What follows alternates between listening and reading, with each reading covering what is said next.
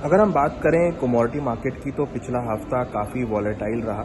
हमने देखा पिछले हफ्ते में मार्केट्स में काफ़ी गिरावट देखने को मिली। गोल्ड, सिल्वर, क्रूड, कॉपर सभी हायर लेवल से करेक्ट होते हुए नजर आए। अगर हम डेटा की बात करें तो गोल्ड के भाव पिछले हफ्ते करीबन 1% की गिरावट के साथ करीबन 1,58,466 के लेवल पे क्लोज होते हुए नजर आए। वही हमने देखा कि इंटरनेशनल मार्केट में गोल्ड के भाव करीबन 5,021 के लेवल पे क्लोज होते हुए नजर आए। तो हमने हायर लेवल पे एक प्रॉफिट बुकिंग आती हुई देखी। सिल्वर के भावों के अंदर भी हमने गिरावट देखी और सिल्वर के भाव करीबन 3.5% के आसपास गिरे और करीबन 2,59,000 के लेवल पे ट्रेड होते हुए नजर आए। इंटरनेशनल मार्केट में भी हमने $80 के आसपास के लेवल्स सिल्वर में बनते हुए देखें। क्रूड में हमने काफ़ी अच्छी बढ़त बनते हुए देखी। क्रूड का भाव अगर हम देखें ऑलमोस्ट 8% इंक्रीज हुए और करीबन 9,052 के लेवल पे क्लोज होते हुए नजर आए।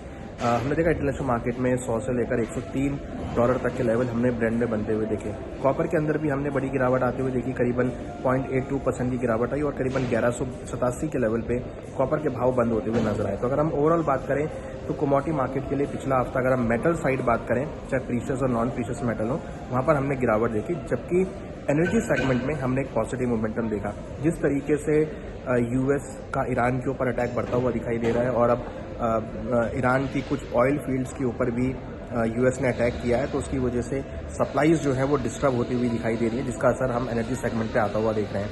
हालांकि अगर हम बात करें तो डॉलर इंडेक्स में एक शानदार हमने बढ़त बनते हुए देखी और डॉलर इंडेक्स 100 के ऊपर ट्रेड होता हुआ नजर आया। करीबन 1.66% की बढ़त हमने डॉलर इंडेक्स में देखी, जिसकी वजह से सभी मेटल्स में गिरावट देखने को मिली। एक सेफ हेवन डिमांड कमजोर होती हुई नजर आई।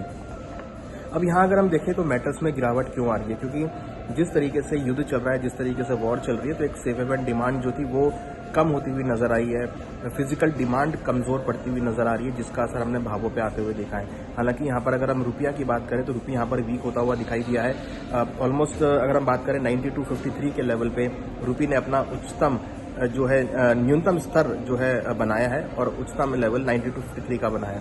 तो यहाँ अगर आप देखेंगे तो रुपये के अंदर भी हमने बड़ी गिरावट आते हुए देखी है। तो कहीं ना कहीं लग रहा है कि अगला हफ्ता मार्केट के लिए थोड़ा सेंटीमेंट साइडवेज हो सकता है और हायर लेवल पे कुछ प्रॉफिट बुकिंग आ सकती है, क्योंकि डॉलर इंडेक्स के भाव बढ़ते हुए नजर आ रहे हैं। तो यहाँ अगर हम बात करें गोल्ड के लिए तो गोल्ड में सपोर्ट 4950 और $5,000 एक अच्छा सपोर्ट रहेगा। हायर साइड में 5,080 से लेकर 5100 रेजिस्टेंस लेवल रहेगा। वहीं अगर हम सिल्वर की बात करें तो $77 से लेकर $74 सपोर्ट रहेगा।